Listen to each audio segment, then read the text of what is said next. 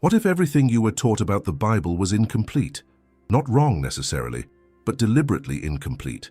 Deep in the highlands of Ethiopia, protected by ancient stone churches carved into mountainsides, lies a version of the Bible that Western Christianity has ignored for centuries. The Ethiopian Orthodox Tewahedo Church preserves what they claim is the most complete canon of Scripture in existence, 81 books compared to the Protestant Bible's 66, or even the Catholic Bible's 73. According to historical records preserved by the Ethiopian Orthodox Church, their biblical canon was established in the 4th century CE and has remained unchanged since. While European councils were debating which books to include or exclude, Ethiopian Christians were safeguarding texts that scholars are only now beginning to rediscover. The difference isn't trivial. These aren't minor variations or alternative translations.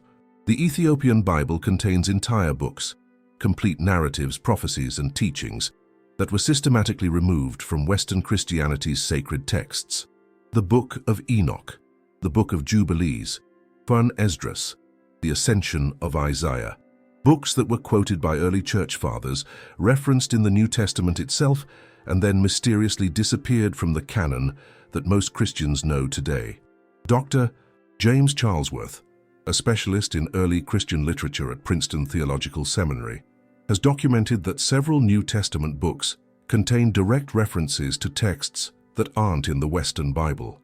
The Book of Jude, for example, explicitly quotes the Book of Enoch, yet Enoch was excluded from the Protestant and Catholic canons. For centuries, Western scholars dismissed the Ethiopian Bible as exotic folklore, a curiosity from a distant church with questionable legitimacy. But archaeological discoveries over the past century have forced a dramatic reassessment. When the Dead Sea Scrolls were discovered in 1947 at Qumran, researchers found fragments of the Book of Enoch written in Aramaic, proving that this Ethiopian oddity was actually a Jewish text predating Christianity itself. The Ethiopian Church hadn't added extra books. They had simply preserved what others had lost. New carbon dating techniques applied to Ethiopian manuscripts have revealed that some of these texts are older than previously believed. Research published by the University of Oxford's Bodleian Library has confirmed that Ethiopian biblical manuscripts date back to at least the 4th and 5th century CE, contemporary with the oldest Greek manuscripts of the New Testament. The question becomes unavoidable. If the Ethiopian Bible contains books that were removed elsewhere, what was in those books that made them so dangerous? What truths were considered too radical, too challenging, too disruptive to allow the common believer to read? The answers, as you're about to discover, don't just fill in missing gaps. They fundamentally alter the entire narrative you thought you knew about creation, angels, prophecy, and the nature of Jesus himself. This isn't conspiracy theory.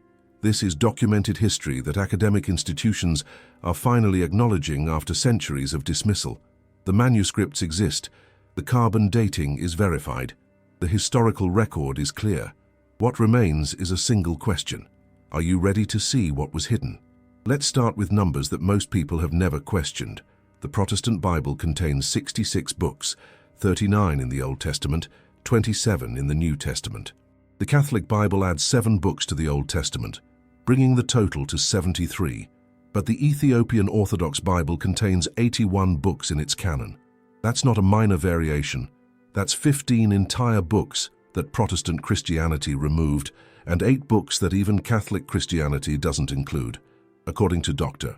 Ephraim Isaac, a leading scholar on Ethiopian biblical studies and founding director of the Institute of Semitic Studies at Princeton.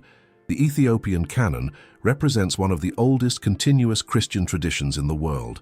Their biblical texts were preserved in Ge'ez, an ancient Semitic language that became a sacred liturgical language, similar to how Latin functioned in Western Christianity.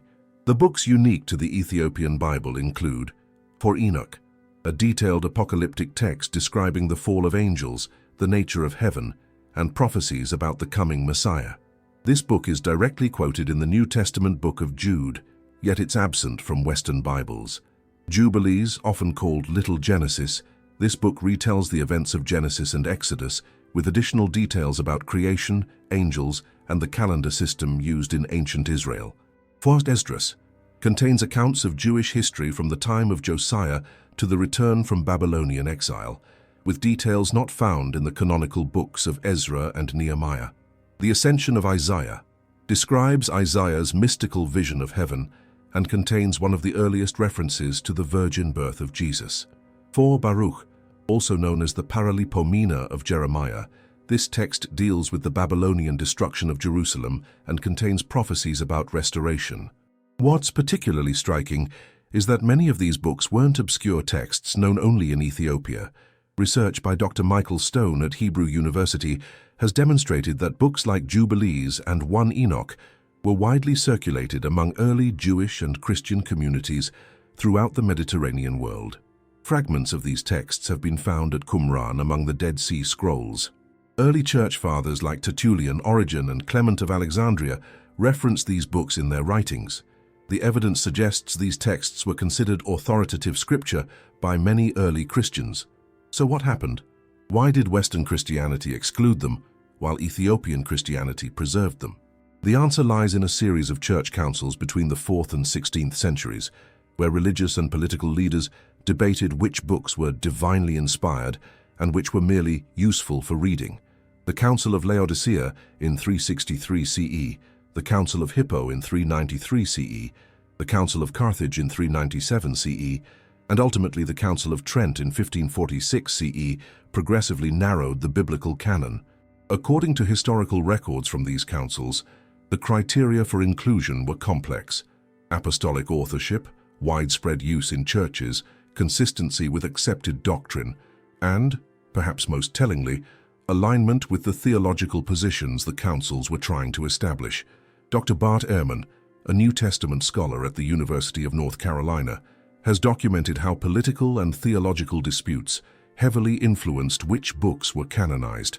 Texts that challenged emerging orthodoxy or contained teachings that contradicted official church positions faced exclusion. The Ethiopian church, geographically isolated from these European councils and maintaining its own ancient traditions, simply continued using the books they had always considered sacred. They weren't adding anything new.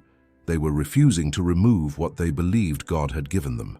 We're living in times when the boundaries between history and mystery are dissolving.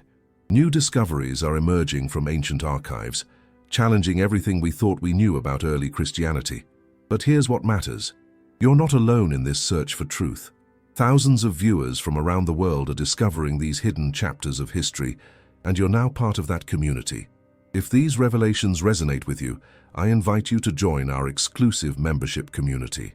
This isn't just about watching videos. It's about being part of a global network of truth seekers who refuse to accept incomplete narratives. Become a member now and access extended research content we can't make public, direct discussions with fellow investigators, early access to groundbreaking discoveries, behind-the-scenes analysis and sources. Click the Join button below this video. Your perspective matters, your questions matter, your journey to understanding matters. And maybe, just maybe, what you discover here will change how you see everything. Of all the books preserved in the Ethiopian Bible but excluded from Western canons, none is more controversial than the Book of Enoch. This ancient text claims to be written by Enoch, the great-grandfather of Noah, who according to Genesis walked with God and he was not, for God took him. The book describes Enoch's journey through the heavens, his conversations with angels, and his visions of events that would unfold in human history. But here's what makes this particularly significant. The Book of Enoch isn't just referenced in obscure traditions. It's directly quoted in the New Testament. Jude 1:14-15 states, "Enoch, the seventh from Adam, prophesied about them. See, the Lord is coming with thousands upon thousands of his holy ones to judge everyone." This is a direct quote from 1 Enoch 1:9. If a New Testament book quotes Enoch as a prophet and authoritative source, why was his book removed from the Bible that most Christians use today? Dr. Margaret Barker, a biblical scholar and former president of the Society for Old Testament Study, has researched extensively how the Book of Enoch was treated by early Christianity. According to her findings, Enoch was widely accepted as scripture by many early church fathers. Tertullian argued that since Jude quoted Enoch, the book should be considered inspired. Clement of Alexandria cited Enoch repeatedly in his writings. So why the exclusion? The content is problematic for certain theological positions. Enoch describes in vivid detail how the Watchers, a group of angels, descended to earth, took human wives, and produced offspring called the Nephilim. These fallen angels taught humans forbidden knowledge, weapons, cosmetics, sorcery, astrology, and other secrets of heaven. According to the Book of Enoch, this angelic rebellion corrupted humanity so thoroughly that God had to send the great flood to cleanse the earth. The text presents a cosmic battle between good and evil that extends far beyond the simple Genesis account. The book also contains detailed descriptions of different levels of heaven, the nature of angels and demons, calendrical systems, and prophecies about the coming Messiah that don't align perfectly with later Christian interpretations. Research by Dr. James Van der Kam at the University of Notre Dame has shown that when the Dead Sea Scrolls were discovered, multiple copies of one Enoch were found among them, written in Aramaic, the language Jesus spoke. Carbon dating places these fragments between 200 BCE and 50 CE. The Qumran community, likely Essenes, clearly valued this text highly. Early Judaism and Christianity had no problem with Enoch. The trouble began when later church councils started standardizing doctrine. The Book of Enoch's detailed angelology, with named angels having specific roles and hierarchies, complicated emerging Christian theology about the nature of spiritual beings. Its emphasis on a solar calendar, rather than lunar, challenged rabbinic traditions. Its apocalyptic visions and detailed descriptions of divine judgment made church authorities uncomfortable.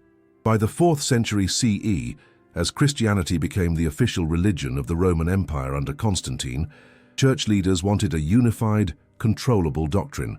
Texts like Enoch, with their complex cosmologies and emphasis on direct mystical experience, were seen as potentially divisive. According to historical records from the Council of Laodicea, church leaders specifically listed which books should be read in churches. Enoch wasn't on the list. St. Jerome, who translated the Bible into Latin, the Vulgate, around 400 CE, explicitly excluded Enoch, arguing that it wasn't accepted by Jewish authorities of his time. St. Augustine also questioned its canonical status. Within a few centuries, the Book of Enoch had effectively disappeared from Western Christianity. Copies were lost or destroyed. The text survived only in Ethiopia, where it remained part of the biblical canon. For over 1,000 years, Western scholars knew about the Book of Enoch only through fragmentary quotes in early Christian writings. Many assumed it was lost forever. Then in 1773, Scottish explorer James Bruce brought 3 copies of the complete Book of Enoch back to Europe from Ethiopia. For the first time in over a millennium, Western scholars could read the entire text that Jude had quoted, and early Christians had considered Scripture. The discovery was revolutionary, but also deeply uncomfortable for established churches. Here was an ancient biblical book, quoted in the New Testament itself, that had been systematically excluded from the canon. Modern research has only deepened the mystery. Analysis by Dr. Gabriele Boccaccini at the University of Michigan suggests that Enochic literature may represent an entire stream of early Jewish thought that was eventually suppressed as Rabbinic Judaism and Orthodox Christianity solidified their positions. The question isn't whether the Book of Enoch is ancient, authentic, and influential. The evidence proves that conclusively. The question is why church councils decided you shouldn't read it. Have you ever heard about the Book of Enoch before this moment? Share your thoughts in the comments. I'm fascinated to learn what our community already knows about this. Your insights might illuminate something others haven't considered yet.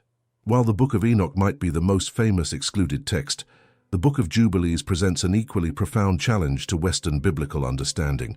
Jubilees is essentially a retelling of Genesis and the first part of Exodus, but with extensive additional material that fundamentally changes how we understand the creation narrative, the lives of the patriarchs, and the origin of divine laws.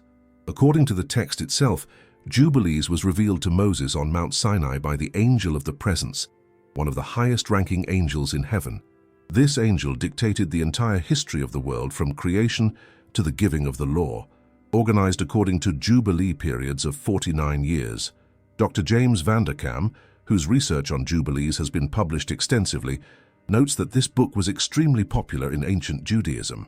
When fragments were discovered among the Dead Sea Scrolls, researchers found at least 15 different manuscript copies of Jubilees at Qumran, more than most books of the Hebrew Bible. Clearly, this wasn't some marginal text. It was central to how some Jewish communities understood their sacred history. So what does Jubilees say that Genesis doesn't? For one, it provides precise chronological details. Genesis gives ages and lifespans, but doesn't organize them into a comprehensive timeline. Jubilees organizes all of history into exact Jubilee periods, creating what its adherents believed was a divine calendar revealing God's plan for human history. More significantly, Jubilees contains extensive material about angels and their role in creation and human affairs. According to Jubilees, God created angels on the first day of creation before he created light. The text describes different classes of angels with specific responsibilities: angels of the presence, angels of sanctification, angels of natural phenomena like fire, wind, and clouds. The book also expands dramatically on the Genesis account of Noah's flood. According to Jubilees, after the flood, demons, the spirits of the deceased Nephilim, began tormenting Noah's descendants. Noah prayed to God, who ordered that 9/10 of the demons be bound, but allowed 1/10 to remain free under the command of Mastema, a satanic figure, to test and accuse humanity. This is radically different from the Genesis account, which mentions the Nephilim briefly, but provides no details about demons or spiritual warfare after the flood. Jubilees also contains extensive legal material, detailed explanations of when Sabbaths should be observed, which festivals should be celebrated, and how dietary laws and purity regulations. According to the text, these laws existed from creation itself, not just from the time of Moses. Research by Dr. Betsy Halpern Amaru at Vassar College has demonstrated that Jubilees reflects a particular strand of early Judaism that was extremely concerned with maintaining ritual purity and following a specific solar calendar rather than a lunar calendar. This calendar dispute was actually one of the major theological controversies in ancient Judaism. The book's calendar system is based on 364 days, 52 weeks exactly, which means the same festival days always fall on the same day of the week every year. According to Jubilees, this is the calendar God intended from creation, the calendar written in the heavenly tablets. But here's the problem. This calendar system is completely different from the lunar calendar that Rabbinic Judaism adopted and that early Christianity inherited. If Jubilees is correct about the divinely ordained calendar, then most of Jewish and Christian history has been observing festivals on the wrong dates. That's not a minor theological quibble. That's a fundamental challenge to religious authority. According to historical analysis by Dr. John Endres at Jesuit School of Theology, Jubilees also presents a different view of how God's law functions.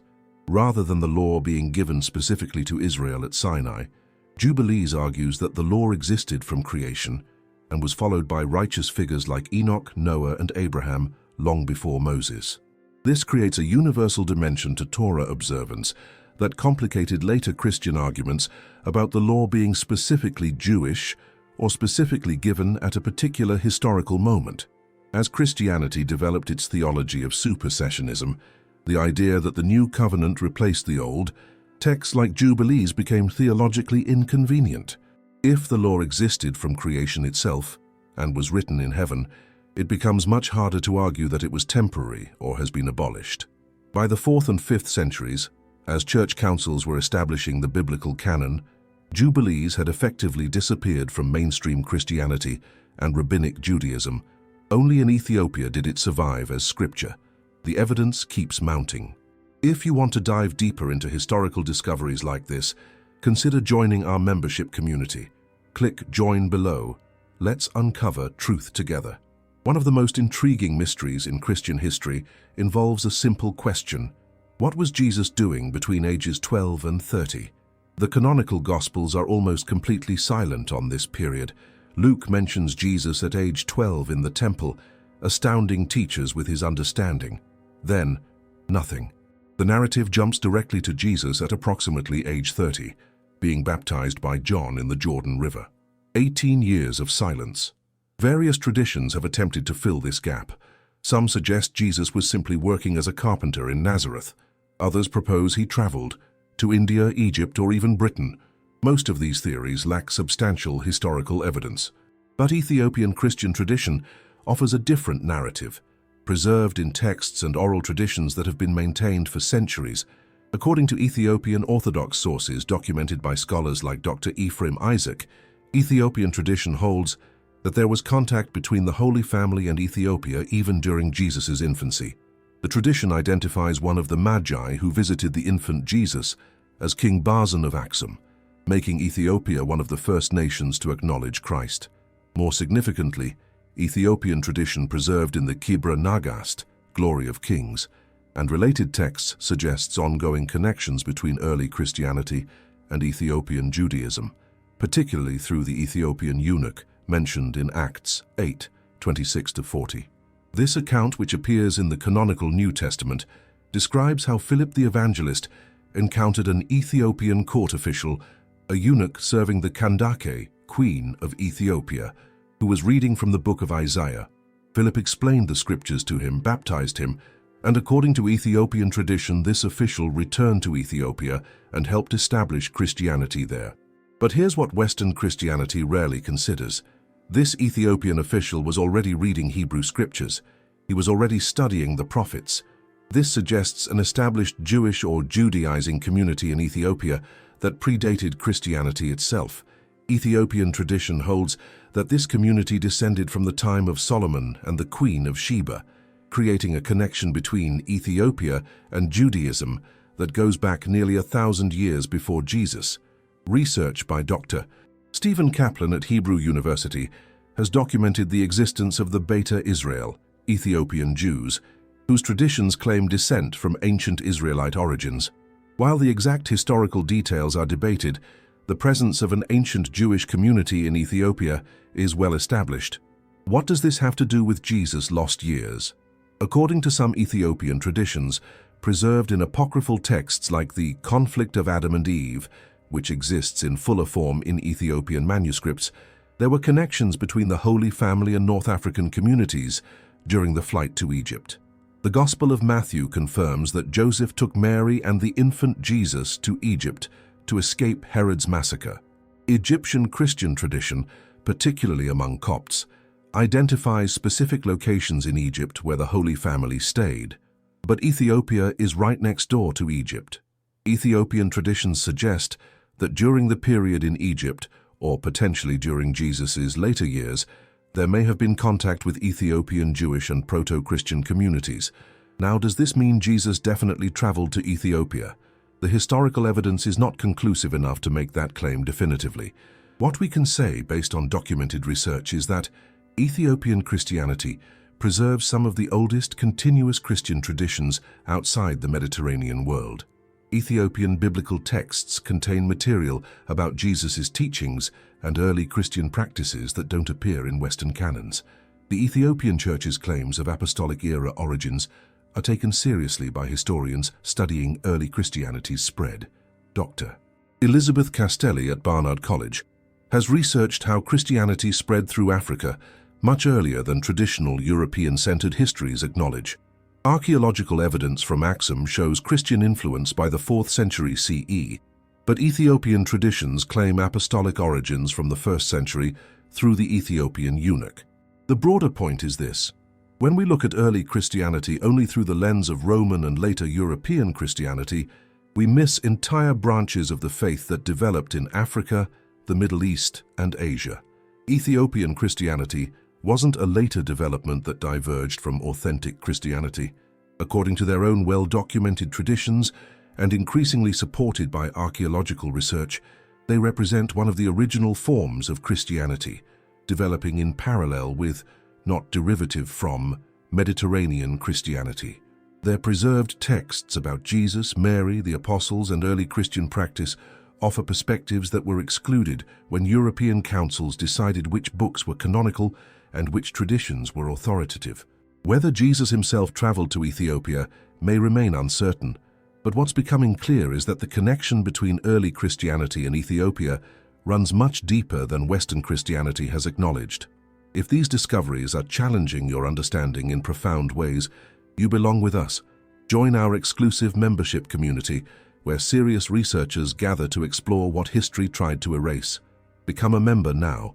Perhaps no story better illustrates the difference between Western biblical understanding and Ethiopian tradition than the account of King Solomon and the Queen of Sheba. In the Western Bible, the story is brief. 1 Kings 10 and 2 Chronicles 9 describe how the Queen of Sheba heard of Solomon's wisdom, traveled to Jerusalem with gifts, tested him with difficult questions, was amazed by his wisdom and wealth, and then returned to her own land. The account takes up barely 2 chapters and provides almost no personal details about the queen herself. But in Ethiopian tradition, preserved primarily in the Kebra Nagast, the glory of kings, this story is exponentially more detailed and more consequential. According to the Kebra Nagast, which was compiled in the 14th century, but draws on much older traditions, the Queen of Sheba was named Makeda and ruled over Ethiopia and parts of Arabia. The text describes her journey to Jerusalem not as a brief diplomatic visit, but as an extended stay during which she and Solomon developed a deep relationship. The Kebra Nagast claims that Solomon and Makeda had a son named Menelik, meaning son of the wise man.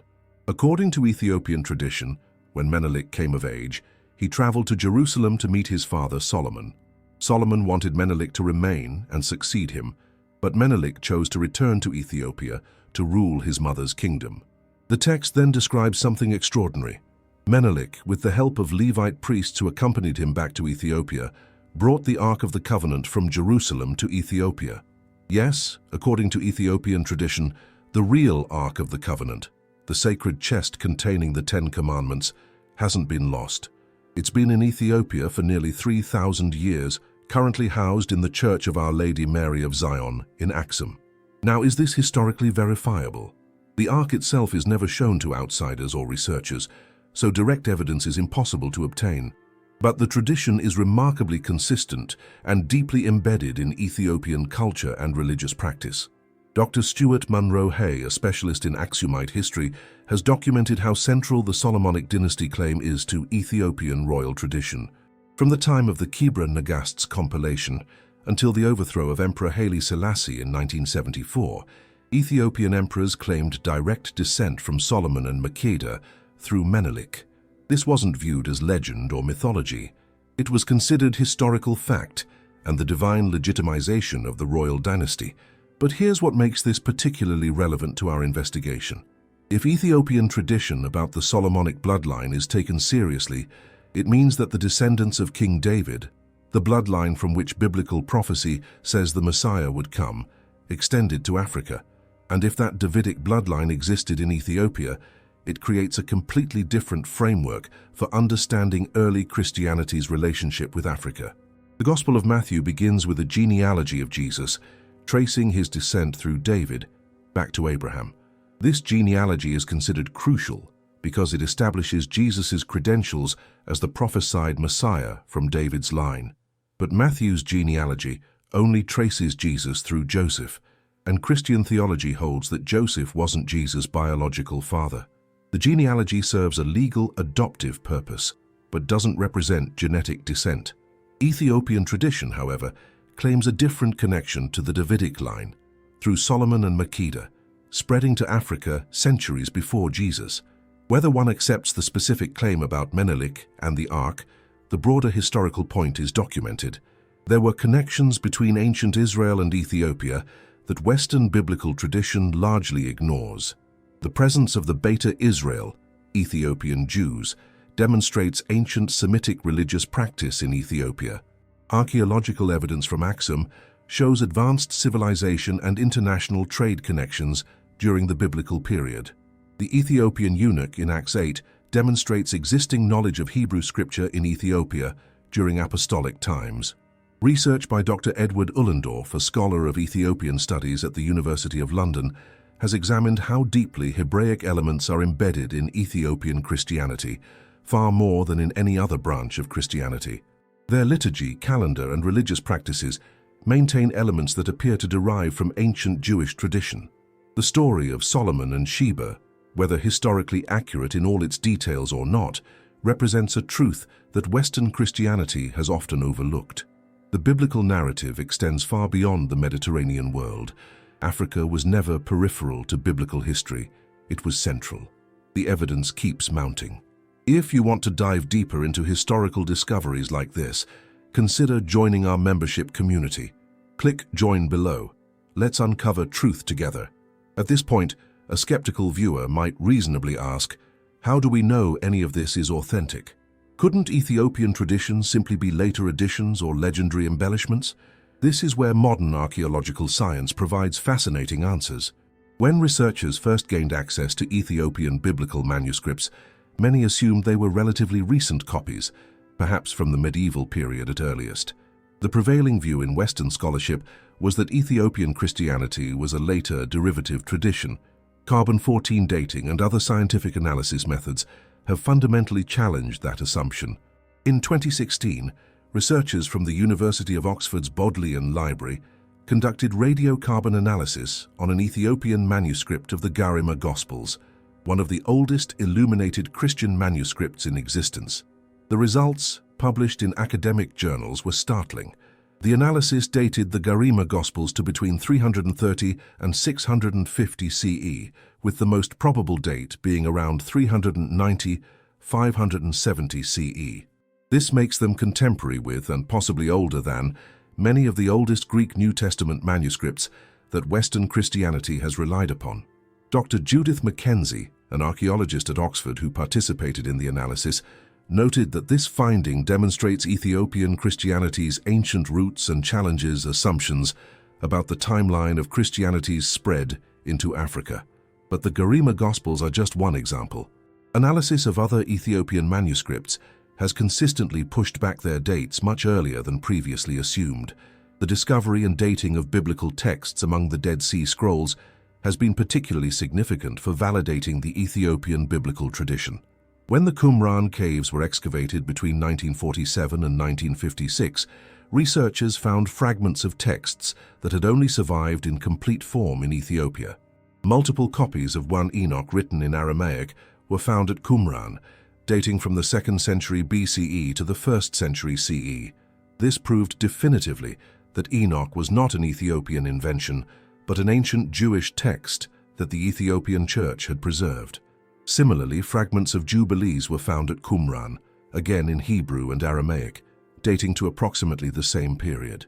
The Dead Sea Scrolls community clearly valued these texts that later Judaism and Christianity excluded. According to research by Dr. Michael Stone at Hebrew University, the Qumran library included texts that suggest a much more diverse early Judaism than later rabbinic tradition acknowledged.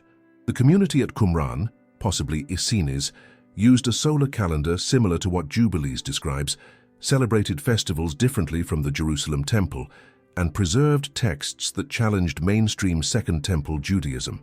When these texts were being written and copied at Qumran, they weren't apocrypha or pseudepigrapha. They were considered authoritative scripture by at least some Jewish communities. The Ethiopian Church's preservation of these same texts, therefore, isn't an aberration. It's a continuation of a legitimate ancient tradition that existed in Judaism before the biblical canon was narrowed. Modern scientific analysis has also examined the consistency of Ethiopian biblical texts. Because Ethiopia was geographically isolated from Mediterranean Christianity, there was less opportunity for manuscripts to be corrected or harmonized with evolving orthodoxy. Research comparing Ethiopian manuscripts of biblical books with Greek and Latin versions has revealed interesting patterns. In many cases, Ethiopian versions preserve readings that appear older and less edited than Mediterranean versions, suggesting they branched off from earlier textual traditions. Dr. Brent Nongbury, a textual scholar at the Australian Catholic University, has written extensively about how manuscript dating and textual analysis challenge simplistic narratives about biblical development. His research demonstrates that the history of biblical texts is far more complex, diverse, and contested than most believers realize. The Ethiopian biblical tradition stands as physical evidence of this complexity. These aren't later additions or corruptions of an original pure text. They represent one of several ancient streams of biblical tradition, preserved with remarkable consistency in Africa, while Mediterranean Christianity was still debating and editing its canon. Where in the world are you watching from? It amazes me that these historical revelations are reaching truth seekers across continents. Drop your country or city below. Let's build a global community of investigators. To understand why the Ethiopian Bible differs so dramatically from Western canons, we need to examine the historical moment when the biblical canon began to be standardized, and who held the power to make those decisions. The Council of Nicaea in 325 CE is often portrayed in popular culture as the moment when Christianity decided which books would be in the Bible and which would be excluded. That's somewhat simplified, but the council did represent a critical turning point. Emperor Constantine, who had recently ended persecution of Christians and made Christianity a favored religion of the Roman Empire, called the council to resolve disputes that were threatening Christian unity, particularly the Arian controversy about the nature of Christ. According to historical records preserved by early church historians like Eusebius and Socrates Scholasticus, approximately 300 bishops gathered at Nicaea. The vast majority came from the eastern part of the empire. Representation from the Western Empire was limited, and representation from African Christianity beyond Egypt was essentially non-existent. Ethiopian Christianity, though already established according to their traditions, was not represented at Nicaea. Neither were the Christian communities that had developed in Persia, India, or other regions outside Roman control. This is crucial to understand.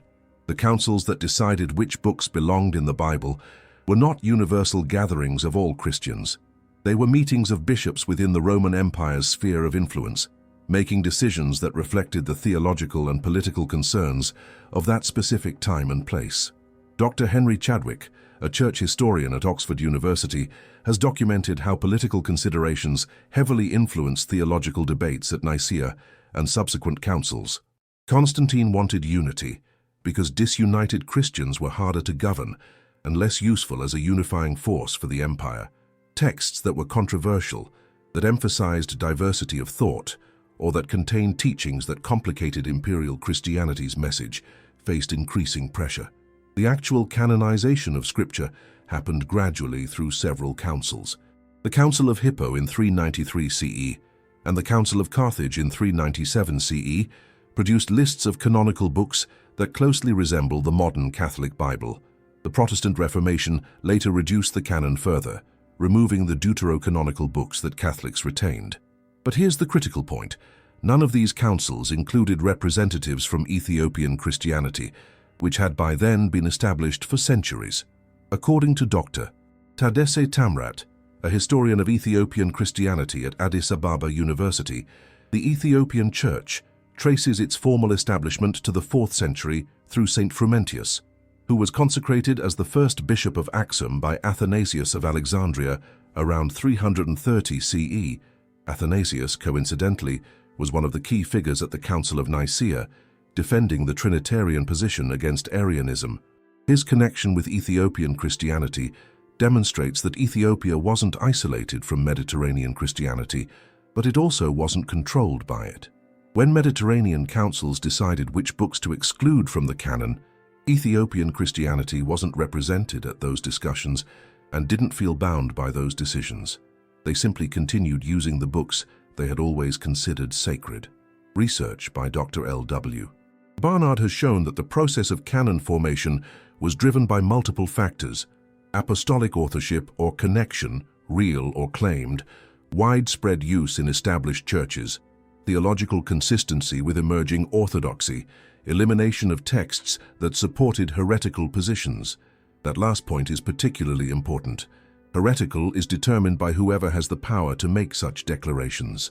In the 4th–6th centuries, that power resided with bishops meeting in councils under imperial patronage. Texts like the Gospel of Thomas, which emphasized individual spiritual knowledge over institutional authority, were labeled Gnostic and excluded. The Gospel of Peter, which contained a vivid resurrection scene, was deemed too fantastic and excluded. The Shepherd of Hermas, widely popular in early Christianity, was eventually deemed non-canonical, despite its continued use.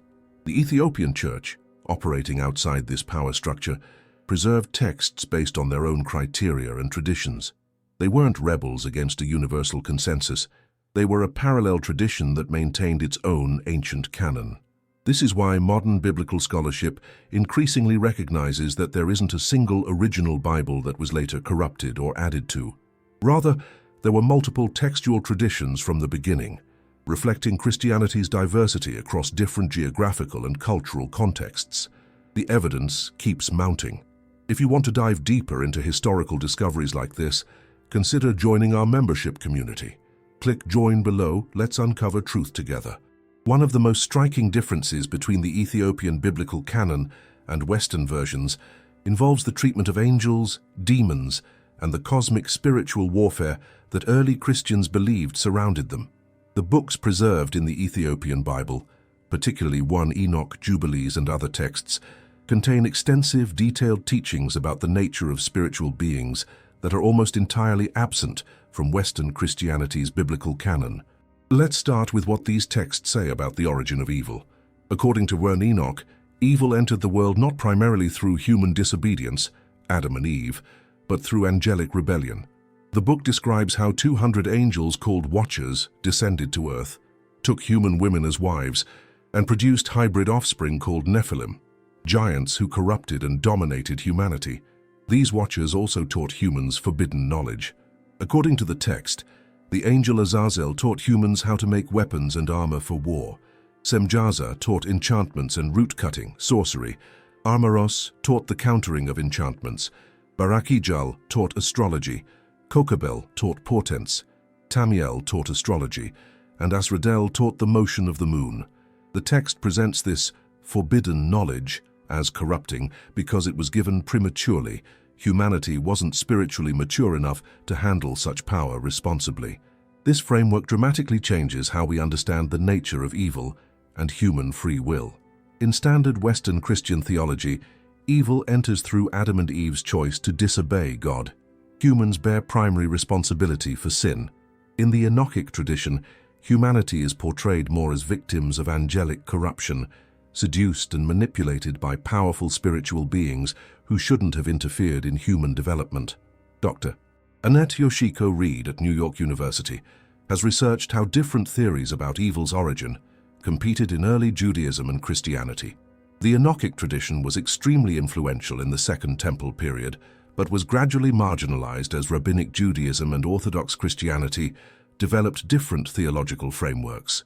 The Book of Jubilees adds another layer to this cosmology. After the flood destroys the Nephilim, their spirits become demons who plague Noah's descendants. Noah prays to God to bind them, and God commands that 9/10 of demons be imprisoned. However, 1/10 remain free under the command of Mastema, a satanic figure, to test and accuse humanity. This explains, according to Jubilees, why demons continue to exist after the flood. They're the disembodied spirits of the destroyed Nephilim, allowed to remain as part of God's testing of human faithfulness. Western Christianity eventually developed its demonology primarily from New Testament references and later medieval theology. The elaborate hierarchies of demons, theories about possession and exorcism, and the role of Satan as God's adversary were constructed largely without the detailed frameworks provided in texts like Enoch and Jubilees. Ethiopian Christianity, by preserving these texts, maintained a much more developed angelology and demonology directly connected to ancient Jewish traditions. Research by Dr. Martha Himmelfarb at Princeton University has shown that early Christian communities were deeply concerned with spiritual warfare, exorcism, and protection from demonic forces. The absence of detailed teachings about demons in the canonical New Testament is somewhat puzzling, given how central these concerns were to early Christian practice. The preserved Ethiopian texts help explain this gap. Early Christians didn't need elaborate demonology in the New Testament because they had access to texts like Enoch and Jubilees that provided that framework. When those texts were excluded from the Western canon, later Christianity had to reconstruct its understanding of spiritual warfare without the foundational texts that explained the origin and nature of demons.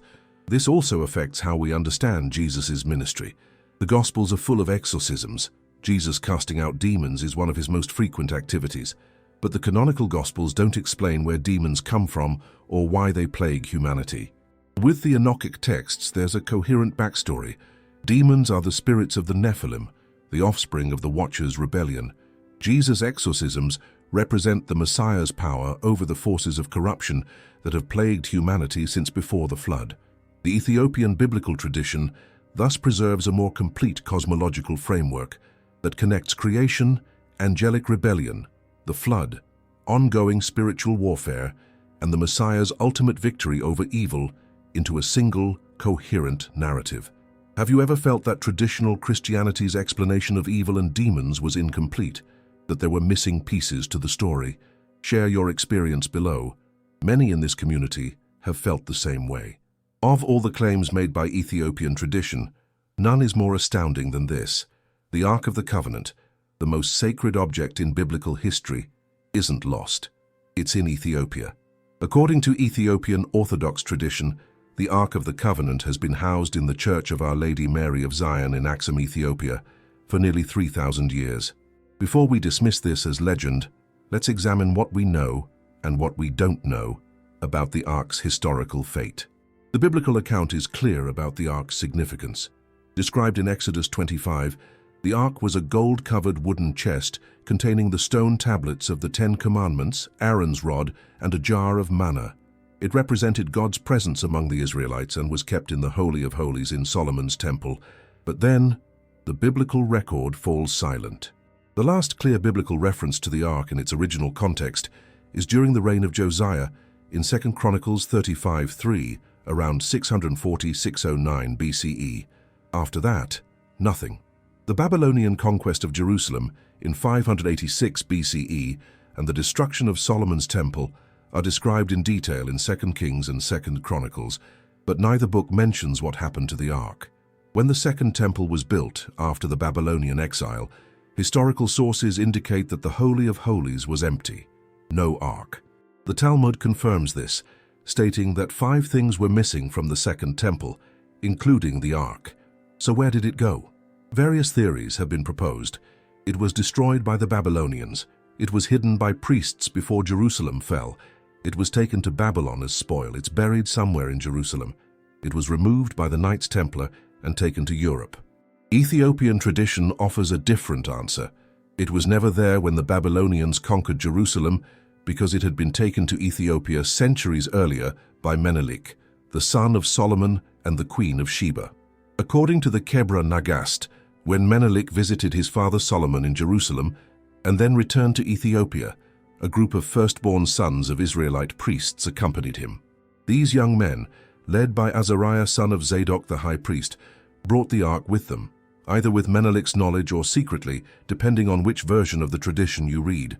The text claims Solomon discovered the Ark was gone, pursued Menelik's party, but ultimately saw this as divine will and allowed the Ark to remain with his son in Ethiopia. Is there any evidence to support this extraordinary claim? The Church of Our Lady Mary of Zion in Axum does indeed have a heavily guarded chapel that supposedly contains the Ark. However, no one except the designated guardian monk is allowed to see it. Even the Ethiopian patriarch and emperors were forbidden from viewing it directly. This makes verification impossible through normal means. The Ethiopian Orthodox Church's position is that the Ark is too holy for public display or scientific examination. Dr. Stuart Munro Hay, who extensively researched Aksumite history, documented that the tradition of the Ark being in Axum is ancient and deeply embedded in Ethiopian religious practice.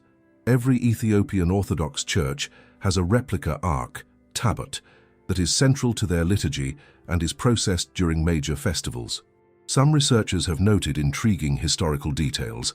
According to 2 Maccabees 2:4-8, a deuterocanonical book, the prophet Jeremiah hid the Ark before the Babylonian conquest, placing it in a cave on Mount Nebo.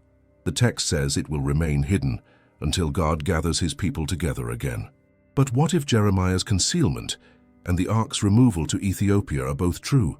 What if the Ark was taken to Ethiopia and Jeremiah's hiding refers to a replica or other temple vessels? The timing is plausible. If Menelik lived during Solomon's reign, circa 950 BCE, and the Ark left Jerusalem with him, it would have been gone for over 350 years before the Babylonian conquest in 586 BCE. Plenty of time for the absence to be concealed or forgotten by most of the population. Dr.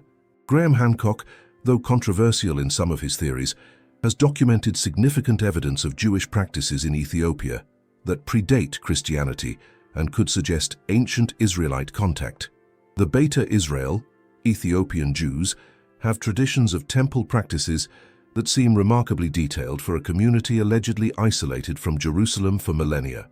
Archaeological research in Aksum has revealed that the city was an important international trading center during the biblical period, with connections to Arabia, Egypt, and possibly the Mediterranean world. The infrastructure and civilization revealed there could certainly have supported preserving a sacred object like the Ark. But let's be clear, without the ability to examine what's claimed to be in that chapel in Aksum, we cannot scientifically verify the Ethiopian claim. The Ark may be there. It may not. It may be a replica that Ethiopians believe is the original.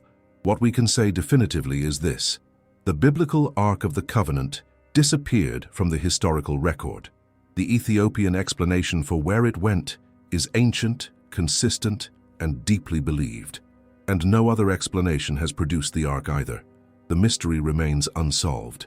Western Christianity has typically portrayed the spread of Christianity as flowing from Jerusalem outward to the Roman Empire, Antioch, Alexandria, Rome, and eventually throughout Europe. Africa, in this narrative, comes late to the story. Christianity supposedly reached North Africa through Roman expansion, but sub-Saharan Africa wasn't evangelized until much later, perhaps medieval times or even the colonial period. This narrative, as recent scholarship has increasingly demonstrated, is fundamentally wrong. Christianity reached Africa, specifically Ethiopia, in the apostolic period, the 1st century CE, and it developed there not as a derivative copy of Mediterranean Christianity, but as an independent parallel tradition with its own texts, practices, and theological frameworks. The Book of Acts provides the earliest documentary evidence. Acts 8:26-40 describes Philip the evangelist encountering an Ethiopian court official who was reading from the prophet Isaiah. This wasn't some ignorant pagan encountering scripture for the first time. This was a high-ranking official already deeply engaged with Hebrew prophetic texts. The official asks Philip to explain a passage from Isaiah 53 about the suffering servant. Philip uses this as an opportunity to teach about Jesus and baptizes the Ethiopian, who then returns to his country. Ethiopian tradition holds that this official, traditionally identified as the royal treasurer named Simeon Bakos, brought Christianity back to the Ethiopian court and began the process of evangelization there. But here's what's often missed. This official wasn't just familiar with Isaiah. According to the text, he had traveled to Jerusalem to worship, suggesting he was either Jewish or a God-fearer associated with Judaism. He had a scroll of Isaiah, an expensive item in the 1st century, indicating wealth, education, and serious religious commitment. This suggests that there was already an established connection between Ethiopia and Judaism before Christianity arrived.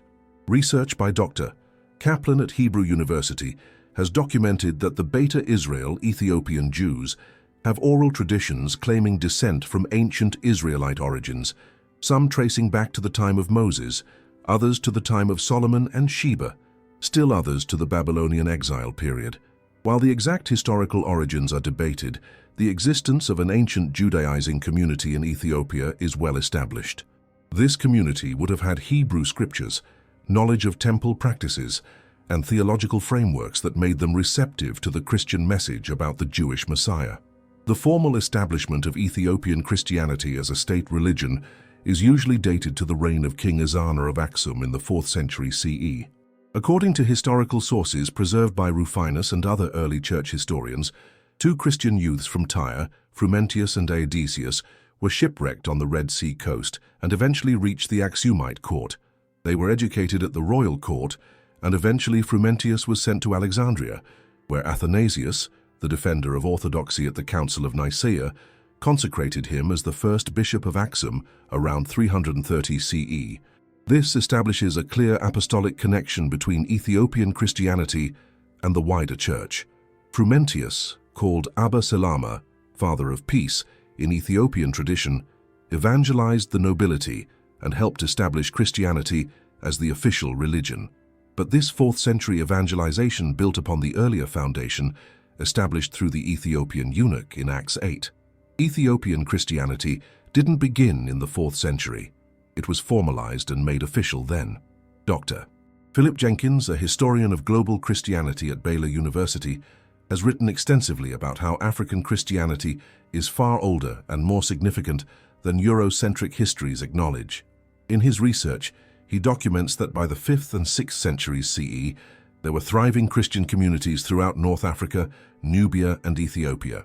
These African churches produced significant theologians, Tertullian, Cyprian, Augustine of Hippo, and developed their own theological traditions. They weren't passive recipients of European Christianity, they were active participants in shaping Christian doctrine. Ethiopian Christianity, in particular, maintained independence from both Byzantine and Roman ecclesiastical control. When the Council of Chalcedon in 451 CE created a major schism between Chalcedonian and non-Chalcedonian Christianity over the nature of Christ, the Ethiopian Church sided with the Egyptian Coptic position, further distancing itself from Byzantine Christianity. This ecclesiastical independence meant that Ethiopian Christianity developed its own structures, liturgy, and biblical canon without being subject to the decisions made by councils dominated by Mediterranean bishops. The Ethiopian Church also became a refuge for traditions and texts that were being suppressed elsewhere. When Gnostic Christians fled persecution in Egypt and the Mediterranean world, some may have brought their texts to Ethiopia. When Jewish Christian communities were marginalized by increasingly Gentile Christianity, Ethiopian Christianity maintained stronger connections to Jewish practices. The result is a form of Christianity that feels fundamentally different from Western Christianity, not because it's a corruption or later development, but because it represents one of the original, ancient forms of the faith. We've covered a lot of ground, 15 additional books in the Ethiopian Bible, detailed accounts of angelic beings and spiritual warfare, alternative timelines of Jesus' life, the possibility that the Ark of the Covenant has been in Africa for millennia, an ancient African Christianity that developed independently from European control. But why does any of this matter to you today in the 21st century? Because the recovery of these lost texts and traditions isn't just about ancient history. It's about understanding who controls knowledge, who decides what truth is, and how power shapes what we're allowed to believe. For nearly 2,000 years, Western Christianity has operated with a reduced biblical canon. Entire books were excluded. Complex theological frameworks about creation, angels, and the nature of evil were lost. Alternative perspectives on Jesus, Mary Magdalene, and early Christian community were suppressed. This wasn't an accident. This was the result of specific decisions made by specific people at specific moments in history, people with power, with agendas, with theological positions they wanted to enforce. The Ethiopian Bible stands as physical evidence that things could have been different. Christianity didn't have to develop the way Western Christianity did. The books that councils excluded weren't inherently heretical or false.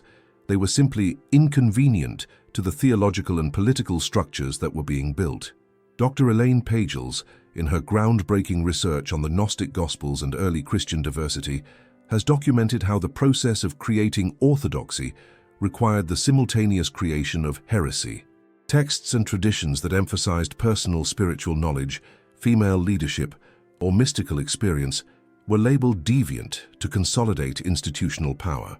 The Ethiopian Church, by virtue of geography and independence, preserved some of what was lost elsewhere. But here's the deeper question. If these texts were excluded from Western Christianity, what else was excluded? What other truths, perspectives, or teachings were deemed too dangerous for ordinary believers to access? The rediscovery of the Dead Sea Scrolls in the 20th century revolutionized biblical scholarship by showing that ancient Judaism was far more diverse than previously understood. The Nag Hammadi library did the same for early Christianity. Now in the 21st century, we're seeing increased scholarly attention to traditions that were long dismissed: Ethiopian Christianity, Eastern Orthodox traditions, Syriac Christianity, Coptic traditions. Each preserves elements that were lost in Western Christianity's development. This creates both opportunity and responsibility. The opportunity is to recover a more complete picture of what early Christianity actually was, not the sanitized uniform tradition that later councils wanted to project backwards onto history, but the diverse, complex, sometimes contradictory movement that was actually spreading through the ancient world. The responsibility is to approach these discoveries with humility and intellectual honesty. We can't simply cherry-pick texts that support our preferred theology while ignoring those that challenge it. We can't claim to want hidden truth while maintaining comfortable assumptions. According to research by Dr. Bart Ehrman and other textual scholars, every generation of Christians has had to wrestle with questions about biblical authority, textual reliability, and the relationship between tradition and truth. Our generation faces these questions with more information than any previous generation and with less excuse for ignorance. The Ethiopian Bible doesn't destroy Western Christianity, as the provocative title of this investigation suggests, but it does challenge the assumption that Western Christianity represents the only valid form of the faith or the only authentic interpretation of biblical texts. It reminds us that Christianity is, and always has been, a global, diverse, culturally varied religion. What developed in Europe isn't normative for Christians in Africa, Asia, or the Middle East. The biblical canon that Protestants accept isn't binding on Orthodox, Catholic, or Coptic Christians. This realization can be unsettling. If the Bible you grew up with isn't the only version, if the doctrines you were taught aren't universally accepted, if the history you learned was incomplete or biased, then what can you trust? Perhaps the answer is to trust the evidence, trust the manuscripts, trust the archaeological record, trust the historical research being done by scholars who are attempting to reconstruct what actually happened, regardless of how it challenges traditional narratives. The Ethiopian Bible offers us a gift, the opportunity to see Christianity through different eyes, to recognize that truth is often more complex than we've been told, to acknowledge that people in power throughout history have made decisions that shaped what we believe, and that we have the right and responsibility to question those decisions. You don't have to become Ethiopian Orthodox to appreciate what their tradition preserves. You don't have to accept every claim or believe every legend, but you do owe it to yourself to ask, if this much was hidden, what else haven't they told me? Subscribe to the channel and hit the bell icon so you don't miss future revelations. Don't miss the next video where we'll continue uncovering truths that have remained hidden for centuries. And if you truly feel called to go deeper, consider joining as a member. Our community is already accessing research and discussions we can never make fully public. Thanks for watching until the end. I'll see you in the next investigation.